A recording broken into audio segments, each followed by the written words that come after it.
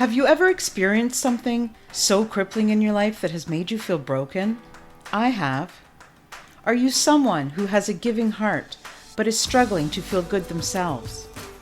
Are you consistently putting your needs aside to take care of everyone else?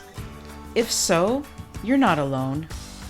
Giving starts with giving to yourself so that you are able to give of yourself to other people. Isn't it time you took back control and discovered what makes you tick? Join me in my journey and find out how you can feel better about yourself, live your best life, and share that with others. Thinking of yourself, it doesn't make you selfish. It makes you brave.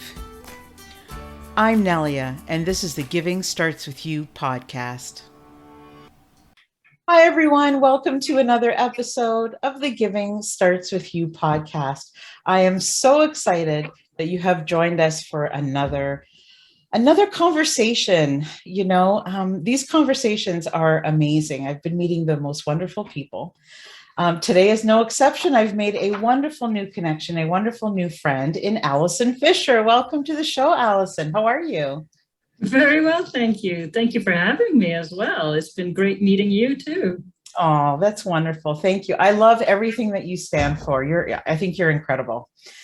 So Alison, she's a digital nomad and the creator and first member of the Selfish Warrior community. It's a community for those who really, truly want to change. And boy, are we going to talk a little bit more about this. Alison wants to change the world. She wants the world to change. She wants the suffering to stop. And she's realized that being happy is so much better than being right. How beautiful is this? I love this whole topic. I'm so excited. So she is, she's going to be talking to us a little bit about what the tipping point is, how change is coming from the bottom up, and how even a small change can make a difference and what that all means today. So thank you once again. It's an honor to have you here and share a microphone with me today. Well, same back at you. Thank you. You've clearly been reading my website, so I'm very pleased about that. You know what? It's incredible. I love everything that you stand for. We have a lot of things that are aligned, and I love your message. Definitely. I love your message, and I honestly look forward to perhaps working with you in the future because I think together maybe we can make these changes even. Oh, absolutely! I would love to it. Yeah. So, Alison, how did this start? So, what in your life, what was the turning point that you faced from going from the moment where selfish became a positive thing? And perhaps, because we all think of the word selfish as being so negative. So maybe we can start off by saying, what was that turning point in your life? What happened to get you to think about all of these, things, especially the selfish warrior? Well, the selfish part is easy to explain, and that is due to the great Debbie Ford. I don't know if you've heard about her. She started off with a book called Dark Side of the Light Chasers. And that completely changed my life. I mean, I've always been interested in self-help, in self-improvement, self-development, whatever you want to call it. And so every year I try something different. And one year it was Debbie Ford. And I was so bowled over by her. She is just amazing. Her work is incredible. And she's one of the few, if not the only one, who believes that the ego is something worthwhile. Your shadow side should be embraced. You should have a holistic being. You shouldn't have part of you that you hate or part of you that you want to get rid of. It's all valuable. It may be, as she expresses it, that the volume is turned up too high on the emotions, but they're all valuable. They all have a gift. And so for me, choosing what would be the warrior that I wanted to be, selfish came immediately to mind because similarly to what you say, if you don't look after yourself first, how can you help anything? How can you change the world? How can you even lead a life that makes you happy? And I think so often, how many of us are carrying around baggage that we don't need? How many of us are feeling guilty for something that the other person has forgotten about a long time ago?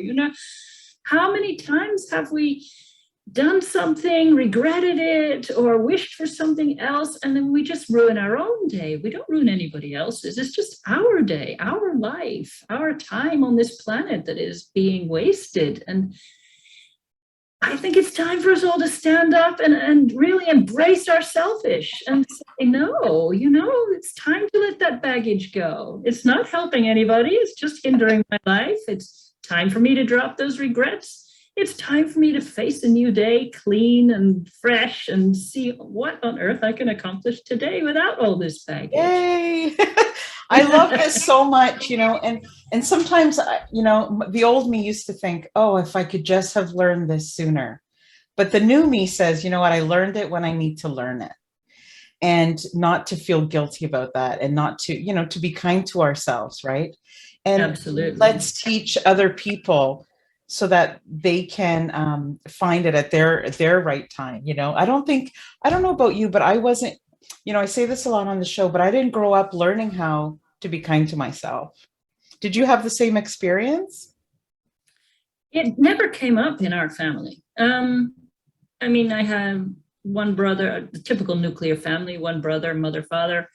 Same. Everybody worked, and I was a nerd, which when it wasn't popular. So I used to study a lot. I used to do a lot of homework from school and busy with that sort of thing. So it never came up. Nobody ever talked about emotions or what they were feeling or what they thought about. And I realized actually I didn't actually have an awful lot of social skills by the time I left home. It was quite interesting. We had, in our family, we had heightened emotion over everything, but not ourselves. It was all about taking care of other people and, immigrant family and making sure the house is clean and we eat together as a family, like all those things, but very sheltered as well. Like I didn't feel like I had a lot of social skills leaving home when I got married either. I didn't leave home until I got married. But now as a mother, I hope to be teaching my son to all about not kindness, because he taught me, but all about standing up for yourself. And it's okay. At the end of our life, we don't remember how many cars we had. Like people don't say, oh, look at her. She's got, a couple of cars, we got to auction those off, and the Mercedes hearse. Yeah, exactly. What are people going to think, and do we really care what they think? But yeah, I do. I want people to look at our lives and say, hey, they cared about important things and they're making they expressed love. They had fun. Yeah. Yes. And no regrets. Followed their dreams. Yeah.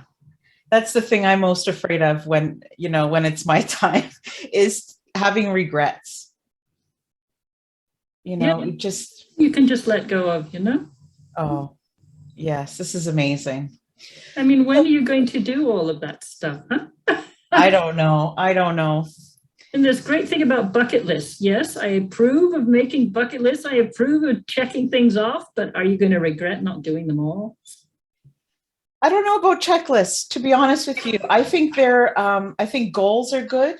It's very important to have a goal, but have a little bit of flexibility. Like direction is good, but flexibility, because how hard are we on ourselves when we don't do all the things, all this about kindness, right? Can you talk a little bit to us about what your analogy of the tipping point is? What does that mean? If you could teach us a little bit about that. Sure. The tipping point is a point literally in time when the entire perception of something changes. The example I use most often is yoga. In the 1970s, yoga was this exotic, foreign, strange thing that only, very strange weirdos practice. And then at some point, which is usually considered to be about 15%, once 15% of the population knows about it, understands it, agrees with it, then suddenly it switches. And now yoga is something that's found everywhere and everybody's happy to talk about it, to be known and to be a yoga practitioner.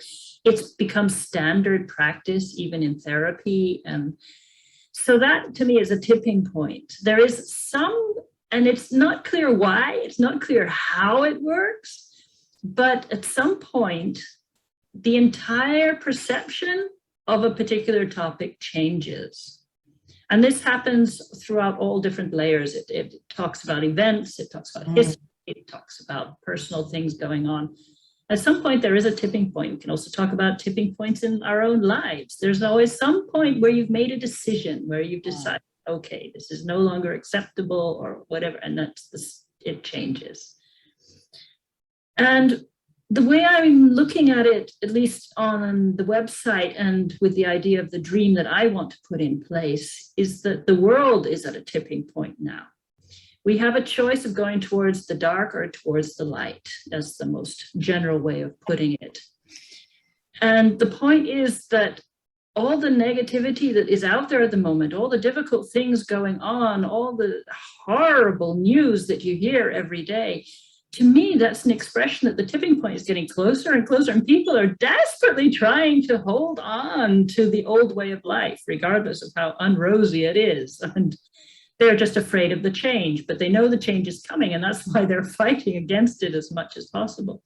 So to me, even these horrible news stories are actually a good sign, because it means the tipping point is coming closer, and that at some point soon, I can't say when, but soon, hopefully, it's all going to switch and we're all going to go towards the light and everything's going to go in a most amazing direction again.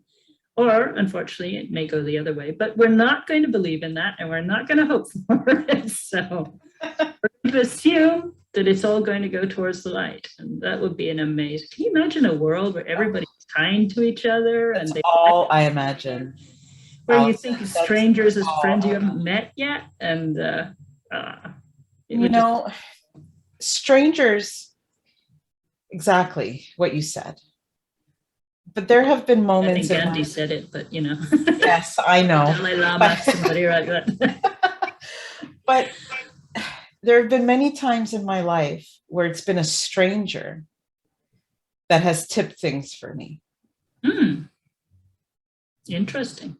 Yes, because sometimes the people in your closest circle, you grow up the same way. You have the same beliefs to a point. Sometimes it takes a stranger to point something out to me, or a podcast guest. I had a couple of revelations on the last, with Dr. Scott. And yeah, that was amazing, that episode. Thank you. I just, I was going through things in my mind, and as she was saying things, I was connecting the dots. And I love learning from new people. Like I'm learning from you today. And I love when you said that about because and I talk about that. I've written a book and I talk about that, how strangers sometimes can create that tipping point for me. So I understand you're working on some upcoming workshops for 2022. And that's the dream. Yes. Is this part of what you're going to want to teach, is how we can make that 15%, how we can create these tipping points in our lives? I'm working on the bigger scale. I want to create a tipping point in the world, because I think once that happens, a lot of things are going to be easier, and definitely the ultimate end goal that we want to have. So I was trying to think of, okay, so what's going to be my contribution? What am I going to come up with? Because I haven't had an idea like Greenpeace or Microsoft or anything huge that could change the world. Most of us haven't. No. So I thought, okay, well, I like being a life coach, even though I haven't had much practice doing that. I like supporting other people. I'm good with generating ideas. I'm a good listener. So I thought, well, what if I support people who have got ideas that can change the world?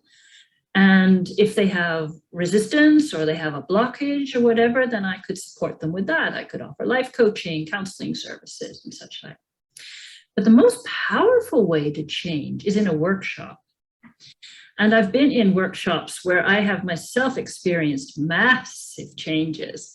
Me too. And energy that's in there, it lifts everybody. The whole thing about the rising tide lifts all boats. I mean, in a workshop, everybody gets healing from it. Everybody finds something new, some development, some change in themselves. And so that is what I would like to bring to the planet, so to speak. That's going to be my contribution to it. And in order to do that, I need to find the people who want to be in the workshop, who want I to. have a problem with that because let me tell you, who doesn't want that? There's no losses here. Yeah. Everybody wins. And when there's messages out there and change to be made where everybody wins, there's no reason not to be a part of this community. There's no reason to even think about it because you're not giving up anything. It's all, you're giving to yourself and you're giving to other people. And what is more beautiful than that? I totally believe in life learning, and the more we can learn from somebody like you, because you have already, we've had a couple conversations before today, and you have already helped me in certain directions in my life. And thank you for that so much. I really do appreciate it. You're welcome. My pleasure. So I completely stand behind you 100%. And I think that you are going to, your message is really going to help people. So that's why I really wanted you to explain, a bit about your whole message and what in your life, like I know Debbie Ford, but was there anything besides Debbie Ford that perhaps just, this idea came from? Like, what was it? Was there anything in your life that perhaps, because you said, being right is not as important as being happy. Was there something that made you realize that, like personally? Well, that actually comes from psychology of vision, which is the model that I trained most deeply in. And it was originated by a couple, Dr. Chuck Spezzano and his wife, Lindsay Spezzano, and they produced this amazing model. And it's a method which is just workshops, basically.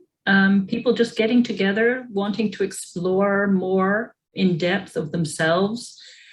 And it's all synchronicity. The people who have similar sort of problems come together at the same time. They want to work on these issues together. They're committed to change, and they all succeed. They all do wonderful things with it.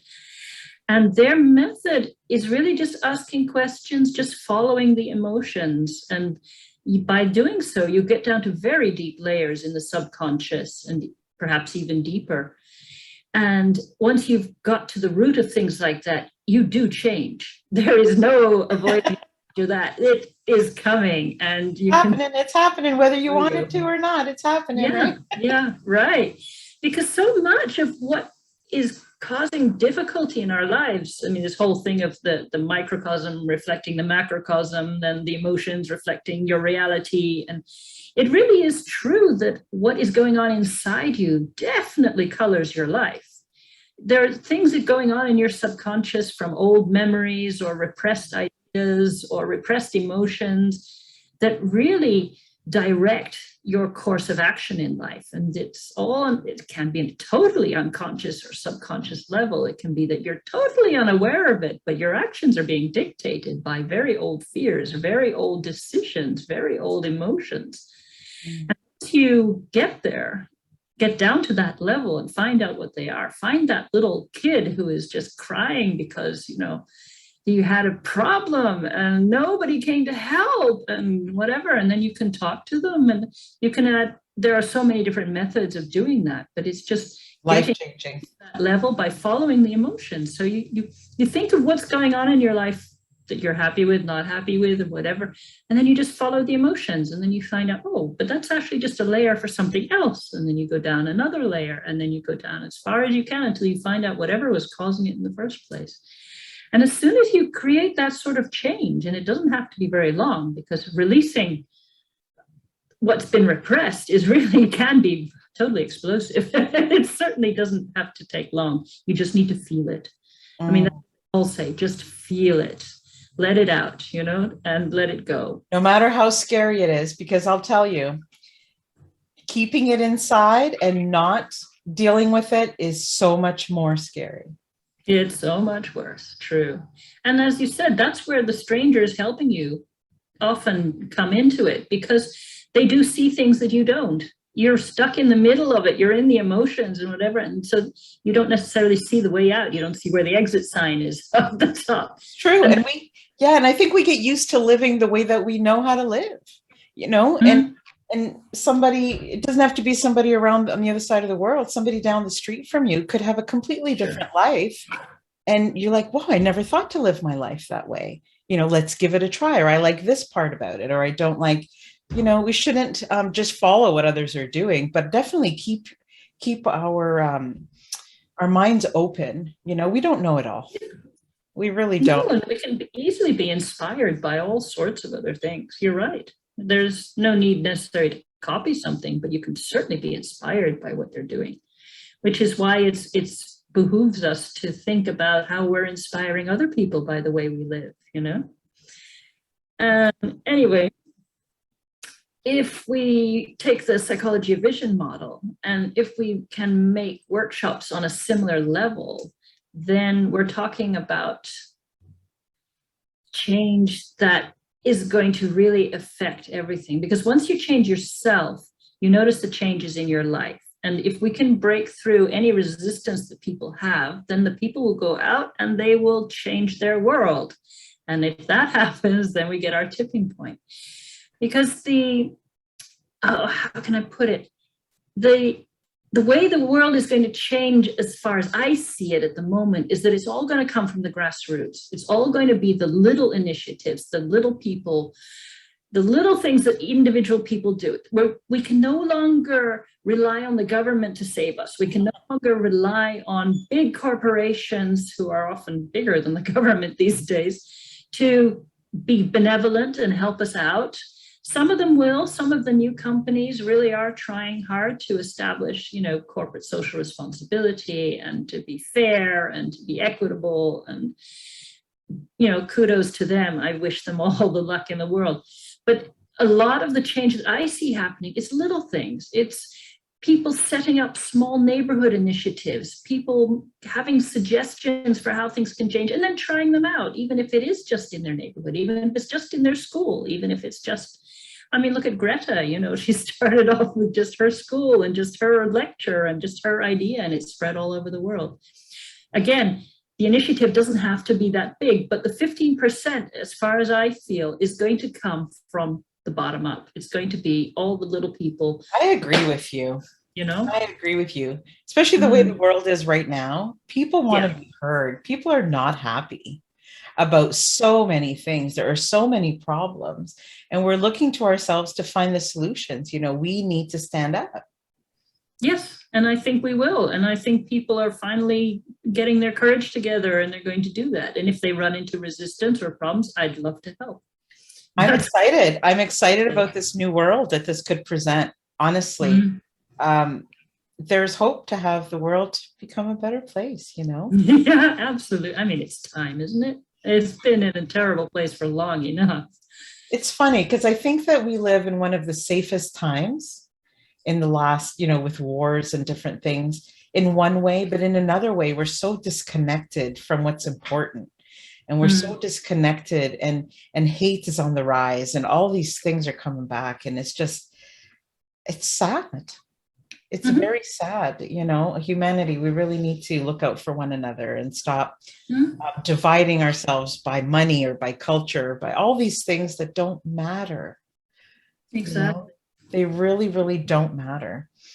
So this notion of one small thing can mean, can make a big change. I love this so much. There are so many little projects, and sometimes I love when children have projects at school, and it's okay. Come up with something, whether it's entrepreneurial or even in middle school, come up with an idea, and it could be a child growing their hair and cutting their hair for cancer, or whatever their idea is. And somebody might say, well, anybody can do that. That's small. It's not. Yeah, but does everybody do it? It's not. Because if you're the mother of the child who has cancer, and you're given this thing that can help with the way they feel about themselves as a child, with a wig, for example, I'm just, throwing out an example out there. It's everything to the mother of that child to see that child feel different. So that's just one small example of how one person can make a difference. We don't always have to associate one person making a difference to 1 million people, because that doesn't always happen. That's the goal, but that doesn't always happen. But one for one, if we each did that and it could help 1, 10, 20 people, it's amazing. Mhm.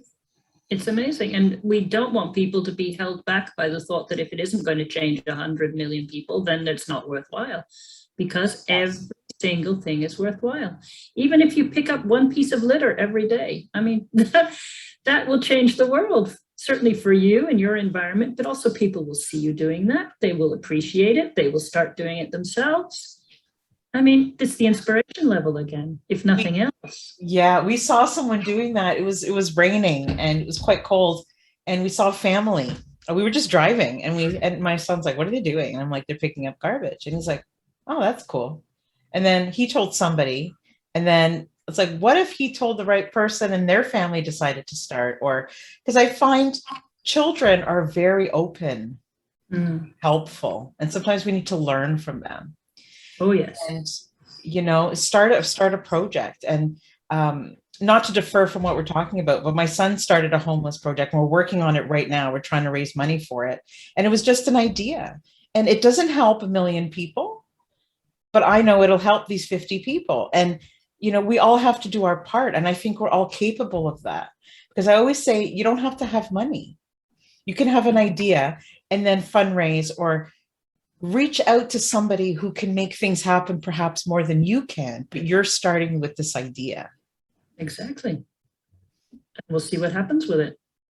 And you'd be surprised. Selfish Warrior is also just an idea at this point. It's a community that I want to build, but at this point it's just a dream. So this is my dream that I'm putting out there, and see what will happen. And you just never know, because especially with like social media, things just take off.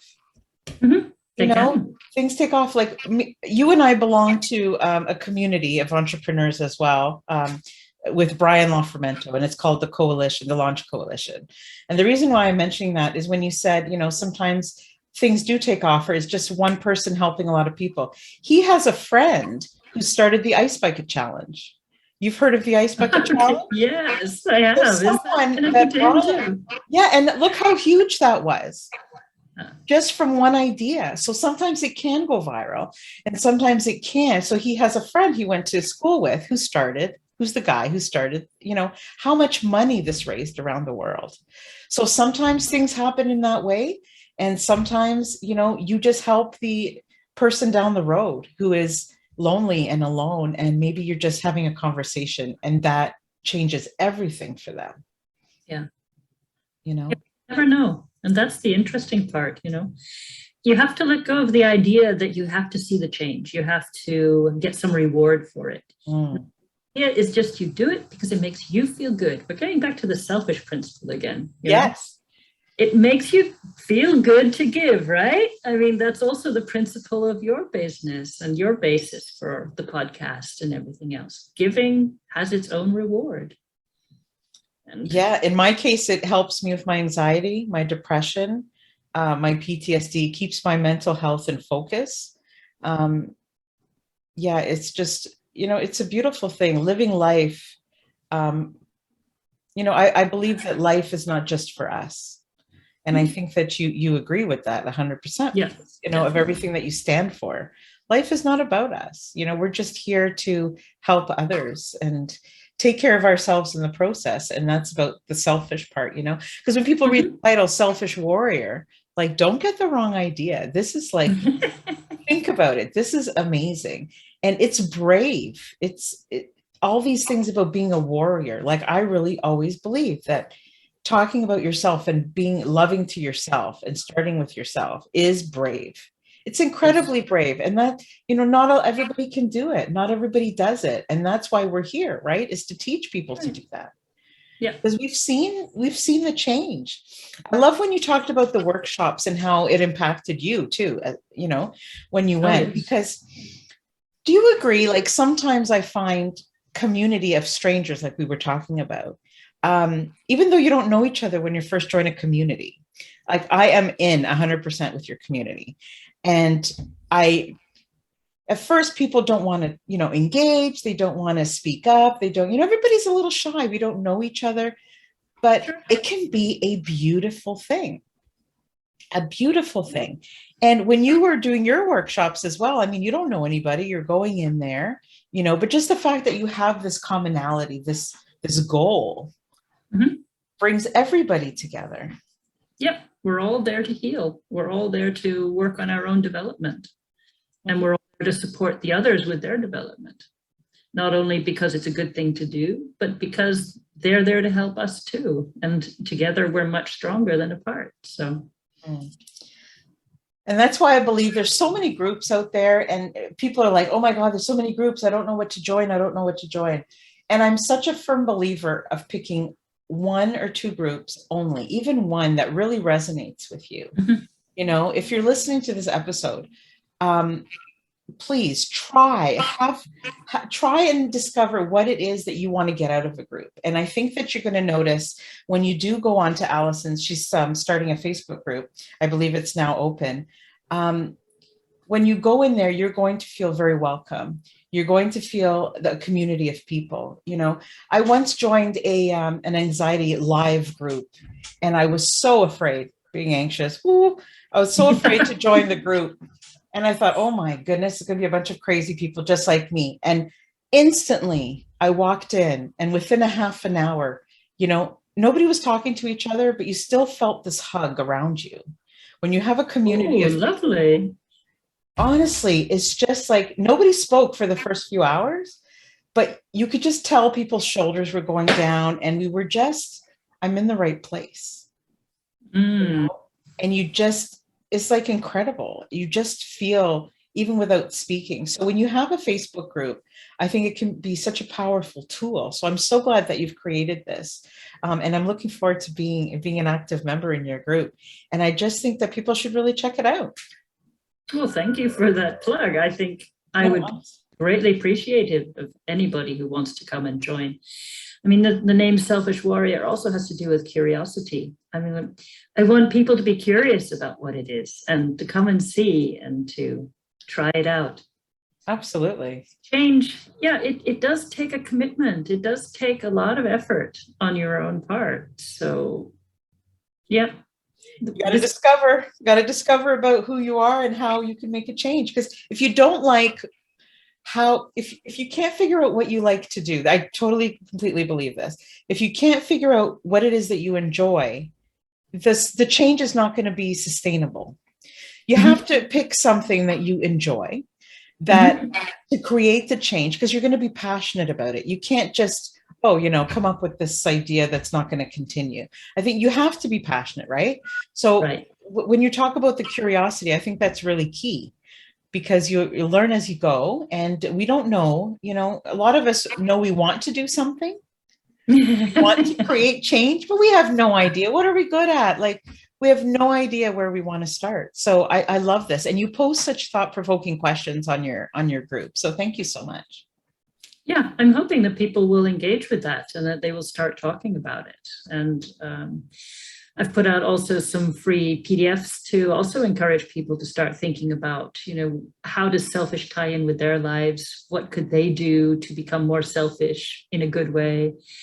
And what change do they want to bring? And where are they stuck, or where is their resistance that they want to move through or past? Especially for people who are at some sort of changing point in their lives. Excuse me, you're in a midlife crisis, or the kids have just left home, or you have to change jobs and you don't know whether you want a completely new career, or if you're just becoming more spiritual, becoming more aware of how much spirituality can mean to you and to your life. And then you want to add more and try different things. So I'm hoping that Selfish Warrior will be that community. It will be a group of people who are committed to their own change and to helping other people change, and then ultimately to change the world by reaching that 15% level. I love that. And that sounds so doable. I love that number, because it really doesn't, it sounds like attainable, and we all have barriers. We all have things that we tell ourselves, and we all need somebody sometimes that's not close, somebody on the outside to really teach us about these things. Someone with a different mindset, or perhaps a different way of thinking as ourselves, right? That's why coaching is so important. Yeah. and necessary, I believe. Absolutely. A different perspective on things. Yeah, because you can be blind to your own issues, your own Yes. your own blockages. There's something wrong. I mean, that's how I got into self-help in the first place, was that I knew I was hitting my head against a brick wall and I didn't know what that wall was. And so I needed somebody else to help me to understand it and to see a way through and to, offer me a helping hand to get through it. And now, don't you find you're much happier and like life is just nicer? Yeah, I mean, that's one of my favorite quotes from The Psychology of Vision, is that happiness is the best revenge. I love it. If you, for example, a heartbreak is actually, you're trying to get revenge on the other person because they may be they've left you and they're happily together with somebody else and never think about you ever again. But you're sitting there with your heartbreak, and you're trying to get them to see how much pain they've caused you, see how much I'm suffering because of you, and yes, I mean, there is grief when a relationship ends. Yes, there is sadness at the loss of the beautiful dream that you had about what it could be. Sure, those feelings have to be felt. They have to be gone through. But heartbreak is where you're trying to get revenge on the other person. And the selfish warrior is going to turn around and say, but if I let go of the heartbreak, if I give up that baggage, if I give up the regrets and everything else, I can be happy. And if I'm happy, the other person will think, hey, didn't I mean anything to them? Or did I? Yes. Be happy already. Rise above, right? Rise above. Exactly. And not only that, but being happy, you're contributing more to the world in a positive sense. I mean, the positive energy that's out there. Everybody's been in an occasion where they've been around people who are negative, who are always saying nasty things or pulling other people down, and you notice your own energy sinking and your own feelings getting gray and gloomy. And so why not contribute more to the happiness in the world? Just increase your own happiness and it will absolutely affect all the people around you. People are just happier. I think even there's a Snoopy cartoon that says, smile and you'll make everybody's day, I don't know of anything more contagious. Yeah. I wasn't always this happy. For many years, I wasn't. And I perhaps was the person you just described, where I was feeling miserable. So I wanted other people to feel miserable. There was a time in my life as a teenager where that was so me, and so sad. What a waste of time. Yeah, but I mean, time is relative, right? We learn, yeah. All we can do is work with what we have now. Now is the only time. And now we are going to stand on all that experience we've gained and all the empathy we've managed to accumulate, and we're going to employ it in order to make ourselves better, to make the world better. Yeah. We all have things that break us. Wouldn't it be great to get all these tools? Mm-hmm. Teach me the tools, Alison. I need to know all these tools to continue on this road because, life is too short. People say that so easily, but it is. And you only know it when it's too late. Yes. It's all that end of the road thing again, isn't it? What are you going to think on your deathbed? Are you going to think when someone you love is sick? That's what happened to me. When someone I loved was sick is when I noticed this can't be everything. This can't be how things end. Oh my God, like I'm running against time. Let's do something about this, I asked also that go ahead. There's also that expression about, live today as if it was your last, because it is that important. Not to say that you're necessarily going to disappear tomorrow, but the point is every day should be precious and should be lived to the full and enjoy it. I need a do-over for today. Today was just chaotic. There are things that we all have responsibilities. There are things that we all need to do. Yeah, we're still in a physical body. Yeah, but we need to find the time. Don't tell me you can't find time, because that's a choice. That's a whole other topic. Okay, I'm writing a blog post about that. Stop telling me you don't have time, because it's how you choose, right? Yes, I had to go to work today. Yes, I Mhm. had to do this, but now what am I going to do with my time? I get to choose how to spend the most beautiful time of the day, Mhm. for me to help others to do all these wonderful things. I have a question I would like to ask you. I sometimes ask guests that come on this show, and I'm curious as to what your answer is. Okay. So, on my show, the reason why I like to ask this question is because we all have things that perhaps we do for ourselves, gifts that we give ourselves, that we don't necessarily maybe realize we're doing it at the time, but in time, it changes how we feel about ourselves, how we live our lives, what we think about ourselves.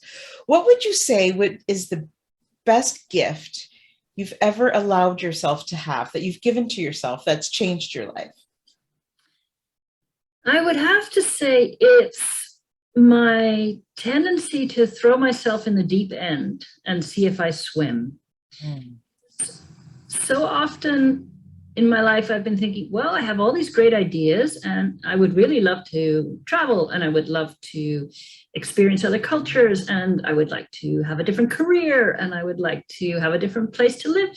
But on the other hand, do we ever take that step? Do we ever really take a step and do something? So I developed, oh gosh, how old was I then? I was 27.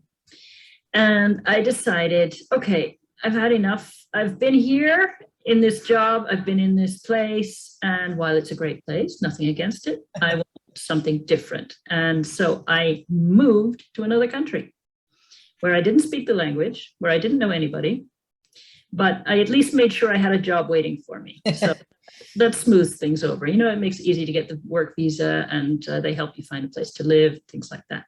But I had to learn the language. I had to meet people. I had to do things. I had to establish my entire life. And it makes you think about, okay, what's really important? What is really important in life? What do I really want to spend my time on and do things? And can I cope? Can I be flexible? Am I going to go under or not? And at the time, it was a very conscious decision. And at the time, it was really quite difficult to imagine how it was going to work out. And it certainly took a long time before I felt comfortable. But the change was immense. And it did take time to manifest. And it's probably still manifesting today. I also started throwing myself off another deep end just to see what will happen. And it was for me, I can't say I could recommend it for everybody because, we each have to find our own path. But for me, it was really good to test myself and to see if I really could live up to the principles that I felt were important and to see what life was really all about, or certainly what my life was really all about and what was important to me. Sounds like it changed the trajectory of the rest of your life. So how do you live differently now? Well, for one thing, I speak several languages. That's amazing. Countries. But it's mostly that I've become far more flexible, far more skilled at living and able to have more creative ideas, to live in different ways, be open to more possibilities. And it's also allowed me to be more, difficult to describe, more balanced. I can accept people as they are. I've gotten rid of a lot of prejudices and a lot of misconceptions because I can see how different people are, how they react in different situations, and you accept people just for who they are. And that has been really valuable. That is such a warming change. So, Alison, are you friends? So, are you saying that people aren't as ugly as the world makes them out to be? So you travel different countries and everybody's quite nice in different countries, not like the news portrays us, not as the news tells us. Beware, some of these dangerous countries have the most beautiful people in them. The thing is, 95% of people are good and kind and sweet and gentle, and they just want to live a happy life. They just want to have their families. They want to live in a safe environment. And so it's really difficult. Yes, some countries have really horrible times, but on the other hand, the other 95% are amazing. And it depends on which ones you want to focus on. And I personally am not interested in focusing on the 5%. Yes, it can be very difficult if you happen to be walking through the park and a bomb goes off. Yes, because the terrorist group has been doing things, which almost happened to me in London. But yeah, I respect you so much, though, for doing it scared anyways. Like, I love that gift. That's a huge gift that you did to yourself. So I one day want to be location independent. Yes, I'm a little bit fearful, but I'm trying to change that fear into excitement, change the wording of it, but Exactly. Good for you for doing it. So I understand you are. That's exactly what you're doing. You're traveling, You're staying in different countries, and yes. Well, I've been working as a translator and as an editor freelance for many years, decades, if I have to think about it. And I realized that while I had been working on a desktop and I had a comfortable office and everything else, I really could put everything into a laptop and just go. And my son had left home, so I was thinking about, okay, I have several more years before I can retire. I have to keep working. Do I really want to be in the same place, in the same office, the same job, the same everything, or do I want to try something different? So I thought, okay, here comes the deep end of the pool again. I'm going to try being a digital nomad. So I put my office onto my laptop. I packed one suitcase and I started house sitting. And until a certain epidemic happened, I was having a great time.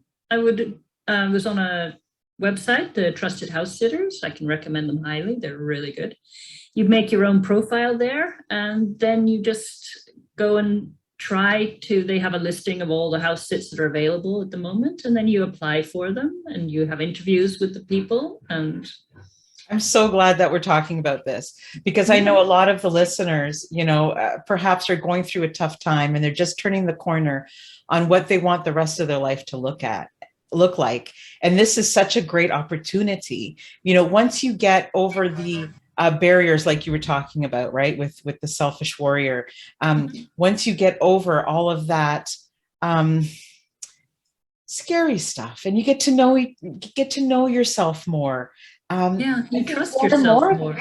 Yeah, I think more and more of us are going to lean toward, being location independent. And I love that you're doing this. So congratulations. That's great. That's great. And I know a lot of people that are listening have that in their minds as well. So it's great that you're a bit successful at it. Thank you for sharing that with us today. Yeah, and I mean, even now I'm house sitting, so despite lockdown, despite everything else, it's still a viable option. It's not as easy and you have to take care, there's a lot of rules and regulations, but the world is still out there and it's still a wonderful oyster to play with. So, and no matter where you land, I'm sure you are creating a change. Oh, thank you. That's what it's about, right? Like you can, no matter what country you're in, you can help that one person and that person can help the next person. And that's what it's about. But none of this would have started had you not been selfish. Exactly. So where can our audience find you? Can you tell us about your website and where we can locate you? Okay. Well, the website is very simply selfishwarrior.com. And the Facebook group, very similarly, Selfish Warrior. I also have an Instagram if people are interested in looking at, which is I Am Selfish Warrior, because somebody had already taken the Selfish Warrior tag, so I couldn't have that one. But if you start there, it's easy to contact me through that, either the website or the Facebook group, and I shall be in there regularly. And I would really look forward to hearing from people. I love that so much. And I will see you guys all in Alison's community, because I plan on being there and learning from her and helping each other. And let's create this change in the world. And yeah, I am so happy to have had you on the show. Is there anything we didn't talk about today that you would like to share with us? I think we pretty much covered it. I mean, wonderful. Yeah. All right. It's an amazing thing. So thank you so much, Alison, for coming on and, spending your time. I know you're in Canada right now. At the So moment, yes. Vancouver, yes. wonderful. And enjoy Vancouver. I hear it's beautiful. And I'll see you in the Facebook group. Okay, thank you very much for having me. It's been an absolute delight, and I'm so glad to be able to contribute to your podcast because it's a wonderful thing. Oh, thank you so I much. hope you have far more success than you are now. I really want your audience to grow. Oh, thank you so much. I appreciate that. Thank you for tuning in to this week's episode. If you enjoyed what you heard, please subscribe or leave a review. See you next week on the Giving Starts With You podcast.